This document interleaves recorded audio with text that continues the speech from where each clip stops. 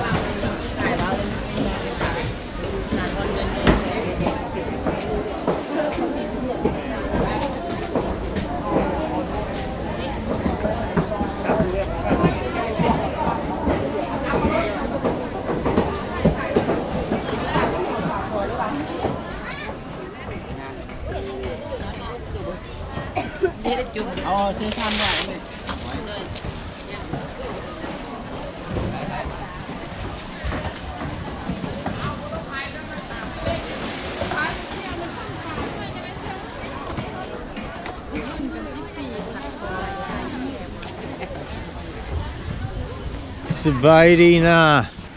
This is the fellows I was talking, telling you guys about. Been teaching him some Aussie slang, and we'll just see how he goes with it. Do you remember any, mate? I'm generally pretty good, most of it, yeah.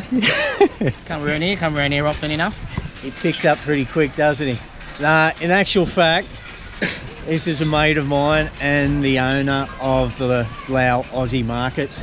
I was telling these guys what the name of this place is, and a lot of them have been wondering, why is it Lao Aussie Markets? I haven't even explained to them the background of it. We decided to keep it Lao Aussie because prior to this, our family business was into logging, so it was Lao Aussie Europe code. Yeah. And then once we started doing the market, we kind of cut the Europe part out of it because it really had nothing to do with Europe anymore. Right. So yeah, we just kept it as Lao Aussie. And we'll get to the crunch of it. Why Aussie, mate? Explain to them your background. Most of our family are over in Australia. Yeah. So, yeah, we just you're full on Lao, but yeah. you were actually born in. Yeah, born and raised in Australia. So born in Sydney, grew up in Canberra. Yeah. Funny story how I met this guy. I was over here at the restaurant trying to explain something to the lady there. I think I just ordered a curry. She doesn't mean bloody curry, I've told you guys that. Trying to explain something to her. She doesn't speak English, I don't speak Lao. This fella has come over and he is... I thought it was something in Lao and just sounded Aussie, but I worked it out. He said, "You need any help, bro?" And he must have thought I was a retard because I've just stared at him thinking, fuck, that sounded like Australian. when it actually was, yeah. I just couldn't believe, something so Aussie was coming out of this guy's mouth, and he just walked away thinking I was retarded because I was just staring at him. It was about a week or so later, Neenee and myself are sitting there, and I'm talking to Neenee. Did not realise this guy's sitting a couple of chairs across from us. And he picked up on my accent and he's leaned across and said, "Where are you from, mate?" And that's when the penny has dropped, and I realised he is Australian himself. So I've just shot back to him, "Where the bloody hell are you from?" But yeah, that is where you get the Lao Aussie name in the markets from. How long you guys been here? Coming up 12 years now. 12 years? Yeah, 12 years as a market, yeah. You haven't been here this long yourself? I've only been here 3, this is my 3rd year here. Yeah. So it's kind of picked up from where my old man left off, and my brother and I, Andrew, we both work here now with the family, so yeah, just getting everything kicking on as usual. So what was this place before you started it? It was our land. It was just it's like blank canvas, mate. inclusive of the petrol station, which was ours as well, which is also the old head office for our other family business. Yeah. We've ended up leasing that out to, I think, Thailand's version of BP, with PTT. So they've leased that out from us for about 30 odd years, something like that. So Right, wow. Roughly around the same time we gave that to them, we then had a small section of the market that started off with just fresh veggies and all that fresh goods. Yeah. Then we just kind of progressed and upgraded from there. Upgrades are obviously still And coming. I have pumped this place up as the largest fresh food market in Laos. It's the largest fresh fruit vegetable wholesale in Laos. In Laos, yeah. Because we get so many imports from out of interstate, plus overseas as well. Mainly from Thailand. We get some from China and Vietnam as well, but most of our fresh produce comes from either local farms or from farms from over in Thailand. Yeah. What do they use the batteries for? Just lights. Just lights, yeah. These back ones that aren't hooked up. We haven't connected power, like main power, to all the tenants area yet. Most people they wouldn't want to have it that way. It's just easy and convenient for them, because these guys don't stay here all day. They'll come in early morning, late evening, early morning, and then sell their stuff and send off their goods, and then they close out, and somebody else will come in and replace wherever they're sitting. Yeah. And then sell again.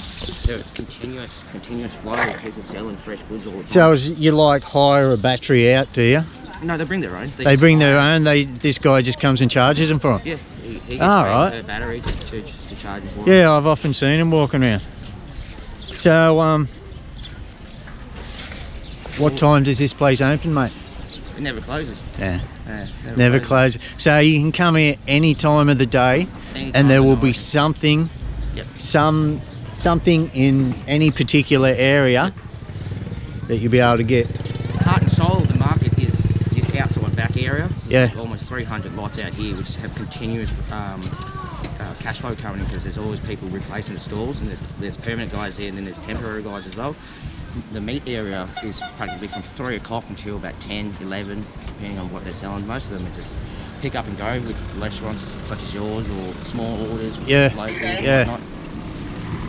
Like the seafood guys, the five shops there, they're open 24/7. They never close.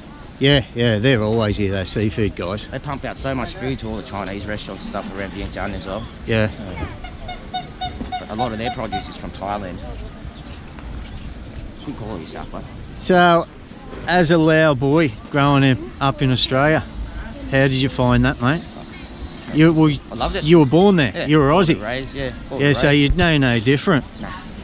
It was a bit. Debatey. Yeah, it was a bit. I found it a bit hard the first year I moved, really moved over. Not so much that I wasn't used to the cultural aspects or anything like that. It's just I used to come back every school holidays to come visit the family. Right. So. Parents and whatnot. So you'd grown up getting used to the culture here. Yeah. It wasn't like you visited 3 years ago and they shocked the pants off you or anything. It was just it was more of a, I think, the language barrier. Even though I speak Lao fluently, the language barrier and the cultural differences became a bit of a shock. There's certain things you can say, certain things you can't say. There's certain things you can do over here which people take for granted over there, but over here it's kind of a bit catch-22 sometimes. Yeah. And it's kind of things you can get away with here that they really frown upon back home. Yeah. Just certain mannerisms as well, how you dress, how you talk, how you certain attitude problems, things like that. I've found people don't like to bring attention to themselves here. No. I don't think I've heard a horn beeped yet here. You know what I mean? It's actually quite disrespectful to beep horns at people here. Yeah. It's not like Where it happens all the time. Countries in Asia, they do it. Oh, just Vietnam, so safety thing, or Yeah. But the driving aspects over here compared to back home is something completely different as well. Yeah, everybody at home feels like they have a right to educate others on what the road rules are. If you break them, they'll let you know that you've broken it. Where here, they just let it go. So, mate, what was you doing before the jump over here? I was After school, I practically joined the army back home. I was in the army for a few years back there, and then once I got out of there, I started working at DFAT at the passport office actually in Canberra. Yeah. Yeah, doing that for a couple of years, and then yeah, decided to finally make a move over here and help the parents out. It was around the same time I unfortunately found out my dad was diagnosed with liver cancer, and kind of, you know, really made the absolute choice to stay and just, you know, reamp and rechange my lifestyle a bit and just bring a little bit of my corporate knowledge and whatnot, I guess, and skill sets that I've learnt over in Australia over here. One of the things I guess I struggle with on a day-to-day basis here is the dust. Yeah. Especially the outskirts of the city. Unfortunately, the roads aren't as pristine as it is in the city. You know, out here. Roads are changing week to week here, mate. I think it worse in the rain season. Oh. Everything just gets destroyed. Well, that's when I notice the biggest difference, because I'm not here during the rainy season. I leave at the peak of the dry season, and then I'm back at the tail end of the wet season, and the road is just completely changed. Yeah.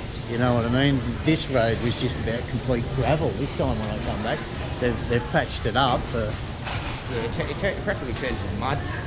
Yeah. The rain comes out so hard here in Asia as well. It's monsoon and rain. Yeah. Oh, yeah. Yeah, the drops are like freaking tennis balls, mate, the size of it. So you've made the move permanently now, mate? Yeah, mate, yeah. Yeah. So I've got quite a few upgrades and renos that I'd like to do at the market as well, make it a bit more modern, like a bit more modernised. You know, obviously touch up on the electricity and the actual physical structures of the market as well.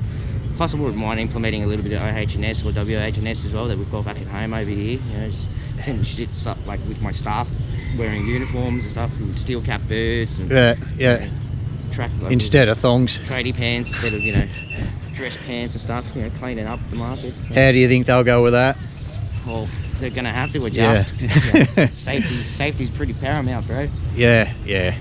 What is the name of this suburb? I've had a few subscribers ask me the location of the place. Nong Tang.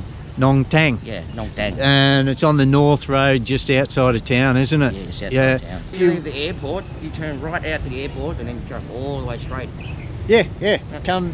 He's right. You come out of the actual airport, turn right, you are on the North Road. You turn left, will take you into the city. Turn right, will take you to Luang Prabang.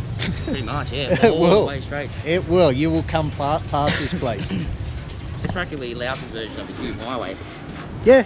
There isn't many roads in Laos, really, is there? Yeah. I think what's this, Route 13 or something? Yeah, Route 13. Yeah. It's Nong Tang. Yep. Yeah. It'll take you all the way past Nong Tang to Pon Hong and then to Vientiane, and then you know you get two big major intersections. Go to I think Luang Prabang and Siam Kuang, or you know, Sun and stuff like that. So if you were to Google search Lao Aussie Market in Nong Tang, how do you spell that? T-H-E-N-G? Yeah. Nong, N-O-N-G, T-H-E-N-G. And it will show you the location to this place. It's not far out of town at all. It's in a good position actually. For a lot of the villagers coming here, they don't have to make their way into the city, and the people from the city don't have to come too far out to get their goods. We don't. We've got it down to 7 minutes now. Yeah. With the concrete in this new road. This is a dark section, so the quality will drop.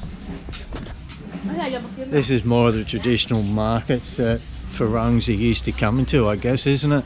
Yeah. Cheap clothing.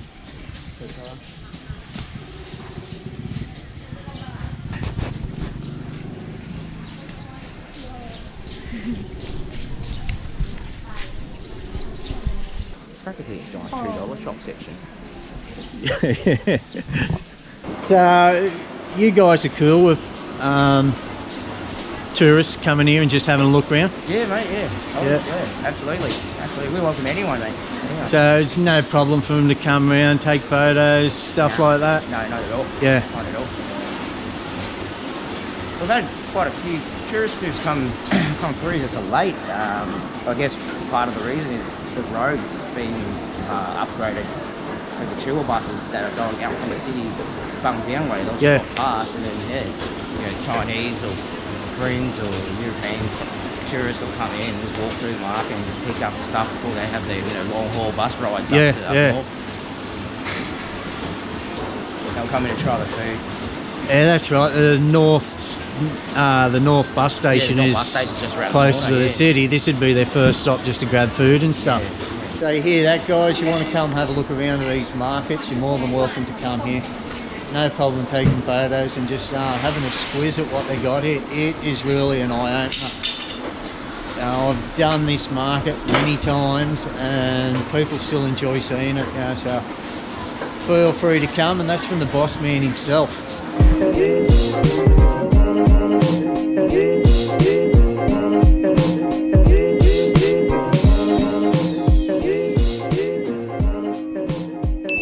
That's it, guys. Catch you in the next one. Thanks for coming.